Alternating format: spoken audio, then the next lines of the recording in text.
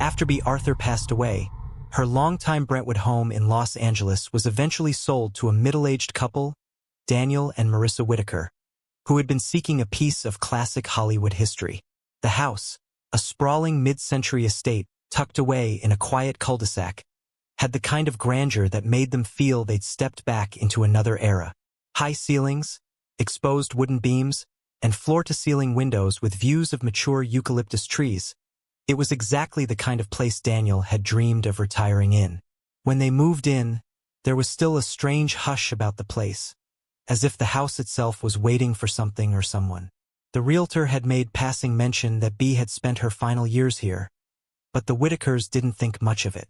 For the first few weeks, things were peaceful. But Marissa began noticing peculiarities in the late evenings.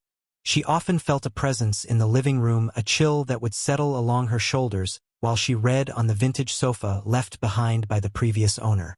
At times, the scent of perfume not hers would suddenly permeate the air, heavy and floral, the kind her grandmother once wore. Daniel, pragmatic and skeptical, dismissed her feelings as the adjustment to a new home. That changed when he stayed up late one night to watch an old movie. At around 2 a.m., the TV switched channels on its own, static crackling before settling on reruns of The Golden Girls. He fumbled for the remote but couldn't find it anywhere near him. That same night, in the reflection of the dark TV screen, he swore he saw the shadow of a tall woman standing in the hallway, broad-shouldered, still as a statue.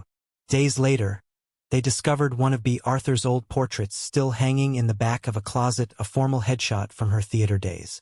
Marissa, curious, placed it on a shelf in the study. From that point, things intensified. The lights in the study began flickering whenever either of them was near. Occasionally, they'd find the portrait face down on the floor, though no draft or tremor could explain it. But the most unsettling incident happened to Marissa one afternoon. She had dozed off in the sunroom, bathed in golden light, when she heard a woman's voice, deep and commanding, yet vaguely amused. "You're sitting in my chair." Marissa jolted awake. No one was there. She checked the house, but Daniel was away running errands. That chair, a wingback they'd found in the house, had indeed belonged to Bea, according to old photos they later looked up. After that, Marissa refused to sit there again. The chair eventually made its way to the garage, but even there, Daniel sometimes heard heavy footsteps circling it, despite no one else being home. The Whitakers considered moving, but curiosity held them. Daniel, always the rational one, even tried speaking aloud into the house. "Miss Arthur, we're just trying to take care of this place. You're welcome to stay. Just please don't scare us." After that, the disturbances lessened but never fully stopped. The TV still favored The Golden Girls, even if they hadn't watched it. The scent of that old perfume returned whenever they hosted guests. And every so often, from the corner of their eyes, they'd catch a fleeting glimpse of a tall, imposing figure, just out of reach. They never felt threatened, but the house made sure they remembered who it belonged to first. By late autumn, the Whitakers had settled into an uneasy rhythm inside the house. They never spoke openly of the presence. Doing so seemed to awaken it, but unspoken agreements hung in the air. Marissa no longer entered the study alone, and Daniel left the television on only during the day, never after sunset. Even their dog, Riley, had developed the habit of avoiding certain parts of the house, particularly the west hallway that led to what was once Bea Arthur's private bedroom. It was a strange thing. The house itself was beautiful, effortlessly so. Sunlight drenched the parquet floors each morning, and the wide, open living spaces remained cool and calm even in the height of the afternoon heat. Yet some corners of the home seemed impervious to warmth. The west hallway, for instance, no matter the hour, the air felt dense and shadowed, as though the light itself chose not to settle there for too long. Marissa tried to brighten it by placing fresh flowers on a small oak table halfway down the corridor, but by the following morning, the petals would be wilted, browning at the edges, the water murky as if left there for weeks. She replaced them again and again, experimenting with different blooms, lilies, roses, even artificial arrangements, but the outcome was always the same. Eventually, she left the table bare. Sometimes at night, as Daniel dozed off beside her, Marissa would lie awake and listen. The sounds came irregularly faint footfalls across the wooden floor, the groan of furniture settling, a low hum as if someone were muttering to themselves in the next room. More than once, she thought she could discern the rustle of fabric, like a heavy gown brushing against the wall. One evening, driven by both fear and defiance, Marissa wandered the house alone while Daniel was away on a business trip. She moved from room to room, a glass of wine in her hand, daring whatever lingered to show itself fully. She paused at the entrance of the west hallway, staring into its dim length. And that was when she heard it, a rich, unmistakably feminine voice, clear but disembodied. "I preferred it quiet." The words came from nowhere, and yet the timbre was so distinct that Marissa spun around, expecting to find a tall, sharp-eyed woman watching her from the shadows. But there was no one, only the creaks of the house adjusting in the night. The glass trembled in her hand, wine sloshing against the rim. She felt her throat tighten, but she didn't run. Instead, she whispered back into the dark, "I'm sorry, I'll be quiet." There was no response, no shift in the air, but a subtle relief seemed to spread across the hallway, the air less oppressive, the silence less charged. She backed away slowly, her gaze never leaving the threshold until she reached the kitchen, where the lights felt warmer and the walls less watchful. When Daniel returned the next day, Marissa recounted everything. He listened, his face set in a skeptical frown, but there was hesitation behind his eyes, a wariness he could no longer dismiss. He had his own account to share, though he'd kept it from her before. A week earlier, while she was visiting her sister, Daniel had been in the garage reorganizing old boxes when he found himself overcome with a sense of being observed. The wingback chair, Bea's chair, still stood in the corner, draped with a dust cloth. As he approached it, the hanging light above flickered and swayed, though the air was still. And then, as clear as his own thoughts, he'd heard a voice, stern, almost chastising. "That's not yours." He hadn't touched the chair since. Together, they decided to move the chair to the farthest storage space under the house, a cramped, unfinished basement area with stone walls and a dirt floor. Carrying it down was harder than it should have been, as if the chair weighed more than its frame and stuffing would allow. When they finally placed it in a corner, Daniel covered it in heavy canvas and shut off the light, locking the basement door behind him. That night, for the first time in months, the house was silent. The footsteps ceased, the murmuring evaporated, and even Riley slept soundly. But that peace would not last.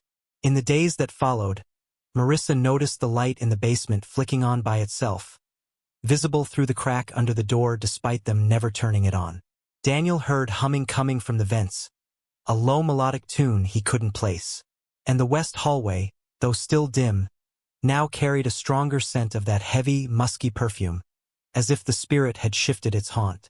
And then, the dreams began, both Daniel and Marissa, each night, with visions of a grand stage, empty seats stretching into darkness, and in the center of the spotlight stood the silhouette of a tall woman, motionless but watching.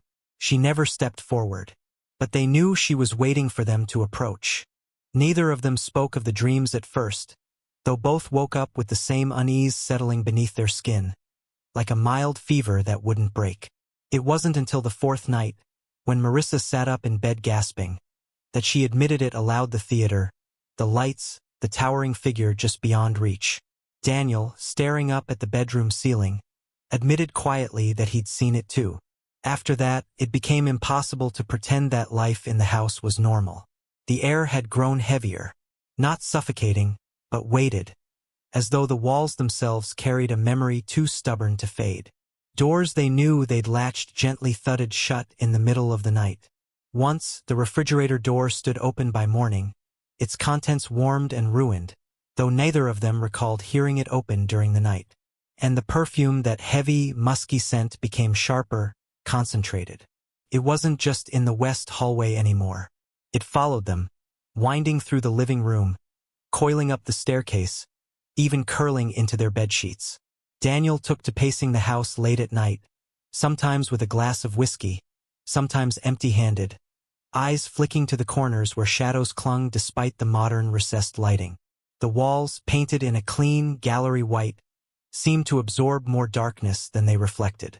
One night, unable to sleep, Daniel stood in the grand living room, the one with the vintage stone fireplace and the wide glass doors that opened onto the manicured garden. The moonlight made the room silver and sterile.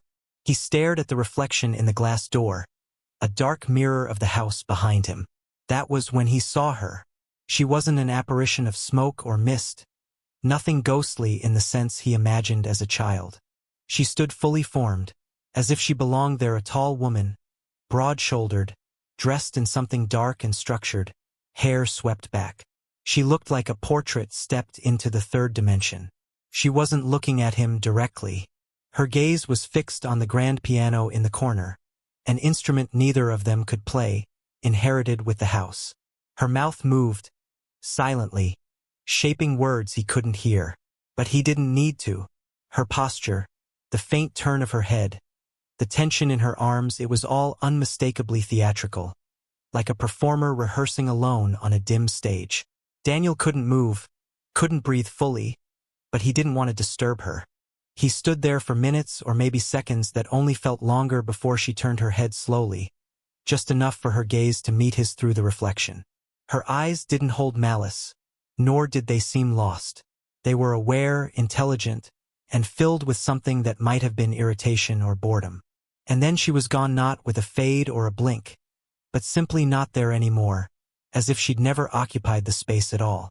Daniel barely slept that night, and by morning, when he told Marissa, her face paled. She'd seen the same figure, not in a dream, but while brushing her hair at the vanity the previous evening, standing by the open closet, silently watching. She hadn't told Daniel because she was afraid he'd start insisting they move. But they didn't move. Partly because the market was too complicated, partly because neither of them wanted to admit defeat, and partly because the house itself had them in a way neither could describe, as if it had closed its walls around them. In the following days, they did research, digging into old interviews, documentaries, fan accounts, anything they could find about Bea Arthur's later life. They learned that she was notoriously private, her home a sanctuary she rarely opened to outsiders. She adored quiet, preferred solitude, and surrounded herself with few personal objects but many books, records, and scripts. That theater in their dreams? It wasn't random. Photos of Bea's stage career showed a recurring set, a specific theater where she'd performed in her earlier years, the Orpheum in San Francisco. The plush red velvet seats, the sweeping balcony, the ornate lights, all the details matched their shared visions. Somehow, the house had become a conduit for that place, or perhaps for her memory of it. It made sense in an eerie, subconscious way. They were living in her space, but her mind, or whatever essence lingered, was still performing, still rehearsing, still commanding a stage that no longer physically existed. The Whitakers stopped trying to banish her. Instead, Daniel began to leave the living room untouched after sundown. No TV, no lights except a soft lamp, and no loud conversation. The piano was kept clean, polished, as if waiting for fingers that would never return to its keys. Yet, despite their respect, the presence remained watchful. Occasionally, Daniel would wake up to find the chair at his desk ever so slightly turned, as though someone had sat, shifted their position, and left. Marissa, now cautious of mirrors, caught flashes of that tall figure standing in the hallway behind her, but always gone when she turned. And the dreams continued, always the theater. The lights just dim enough to hide the audience, and the lone woman on stage, silently reciting, rehearsing, or simply waiting. Neither of them knew if she wanted to be remembered or if she was simply continuing a life that never truly ended within those walls. But the house knew. It remembered for her. Winter came late that year. The wind from the Pacific coast began to roll in heavy and damp, carrying with it a stillness that seemed to press against the house from all sides. The garden, once bright and lush in the daylight, stood muted and pale, the leaves stiff and brittle underfoot. Inside, the Whitakers kept the fireplace burning longer into the night, but no amount of heat seemed to reach into the bones of the house anymore. By December, something had changed. The presence Bea was no longer just a shadow at the edge of things, no longer a glimmer caught in the glass or a perfume trace left on the air. She became embedded in the rhythm of their lives, moving through the house with an invisible routine neither of them could predict, yet both had learned to recognize. Some nights, the sound of footsteps creaked up the staircase after midnight, unhurried but deliberate. A slow and measured pacing, as if someone was rehearsing lines under their breath, walking from one side of an imagined stage to the other. Marissa would freeze in bed, eyes wide open, listening to each step, feeling the faintest tremor through the wooden floors as if the house itself was reliving the weight of Bea's stride. One particularly cold night, as rain tapped against the large pane windows of the living room, Daniel found himself unable to sleep. The storm outside made the house feel like a sealed world, detached from the city beyond the hills. He stood by the window, staring out at the dark, the garden slick with rain, when he heard the piano. A single note, then another, a careful press of ivory keys, uneven and slow, the sound of someone reacquainting themselves with the instrument, like testing an old memory. He turned, and though the piano was just across the room, the air around it was empty. Yet the music continued, hesitant but unmistakable, each note drawn out as though played by a hand that couldn't quite remember the full song. He called out softly, "Miss Arthur." The piano stopped. The house stilled so thoroughly that he could hear his own heartbeat pulsing in his ears. But just before he could step closer, a voice low, commanding, tinged with irritation drifted from nowhere. "Quiet backstage." Daniel didn't move any further. He backed away, sat down on the far sofa, and didn't speak another word for the rest of the night. By morning, Marissa found him there, seated upright, the glass doors fogged with moisture, and the faint smell of perfume lingering near the piano. Christmas approached, but the Whitakers didn't decorate the house. Somehow, the idea of stringing lights or placing a tree in the living room felt intrusive, inappropriate. The house didn't want that. They both felt it in their bones. Instead, they lived quietly, moving gently through the space like reluctant guests in someone else's home. The dreams persisted, every night deeper and more vivid, the theater more detailed, the stage lights sharper, the air heavy with anticipation. Always the same figure on stage, her posture regal, her face shadowed. Then, one evening, something different happened. Marissa stood before the west hallway, staring into its length of dimness, when a draft of cold air passed around her shoulders. She turned, and there she was. Bea stood at the opposite end of the hall, not an impression, not a reflection, but solid.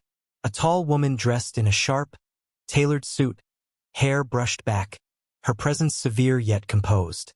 She stared directly at Marissa, her eyes deep-set and unwavering. And then she spoke. "You keep the place tidy." Marissa's throat felt dry. She could barely form a sound, but she whispered, "We try to. We're trying to respect it." Bea nodded, her expression unreadable, then glanced down the hallway as though seeing past time itself, into rooms and years long gone. She inhaled, a heavy, theatrical breath, and said quietly, "Good. I'm not finished yet." And with that, she turned, walking away, her form gradually dissolving into the dark air, like smoke pulled into a vent, until nothing remained but the cold and the scent of her perfume. After that night, the house changed again. The heavy air lightened, the oppressive chill lifted. The Whitakers began to sleep without interruption, and the footsteps ceased. Yet the house never lost the feeling of occupancy, a distinct sense that someone else still lived there, just on the other side of the walls. The piano, though silent, never gathered dust. The west hallway, still dim, no longer felt dangerous, merely private, like a backstage corridor no one was permitted to cross. Years passed. The Whitakers grew older in that house, eventually coming to regard Bea Arthur not as a haunting, but as a cohabitant, a silent guardian of the space that had been her world. Guests sometimes commented on the strange quiet of the place, the odd chill in the back corridor, or the feeling of being watched, but Daniel and Marissa never explained. Some homes don't forget their owners, and some owners, it seems, don't forget their homes. Even in death, Bea Arthur's presence remained not restless, not malevolent, but enduring. She was still rehearsing, still performing, in a theater of her own making, in a house that would forever remember the weight of her life. Don't forget to subscribe and like if you liked this story.